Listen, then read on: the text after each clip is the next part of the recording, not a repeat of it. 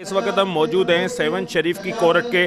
तालका बार office में, जहां पर वकला बरादरी की जानिब से एक शानदार तकरीब का इनकाद किया गया है, जिसमें सिंध बार काउंसिल के कैंडिडेट सज्जाद अमन चांडियो और दीगर मोअज़्ज़िन वकला बरादरी की हजरात ने बड़ी तादाद में शिरकत की है, जिनको सेवन शरीफ के तालका बार एसोसिएशन के अहदेदारान और मेम्बरान की जानिब से सिंधी सकाफती टोपी अजरक के तायब भी पेश किए गए हैं और तकरीब का आगाज़ भी हो चुका है। इसी हवाले से मज़ीद यहाँ पर मौजूद वकला बरादरी और यहाँ के जो सिंध बार काउंसिल के कैंडिडेट हैं उनसे बातचीत करते हैं कि उनका क्या कहना है। हाणे चेंजिंग अचणु घुरिजे। सियासी मैदान में चयो वेंदो आहे त ताक़त जो सरचश्मा अवाम आहे। मां थोरी न कयां अॻिते वज़ाहत कंदुसि, वधाईंदुसि पंहिंजे नाक़स ख़्यालात सां। बार में अॻुवाणी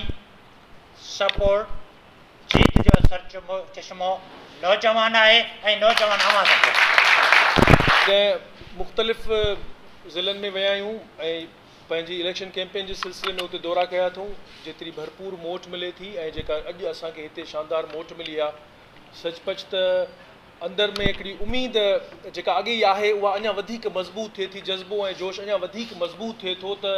अञा जेको आहे सो असां में सघ आहे, अञा असां में उहो शऊर मौजूदु आहे जो असीं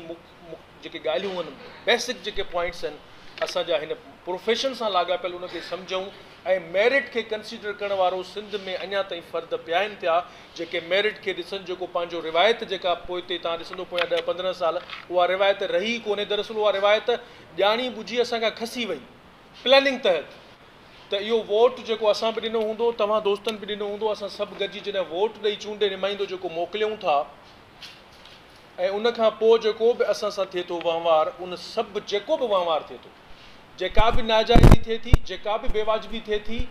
कहिड़े बि मामले में हिन प्रोफेशन सां लाॻापियल, उन सभु में असीं ज़रो पंहिंजो माना हिसेदार थियूं था, छाकाणि त असां उहो वोट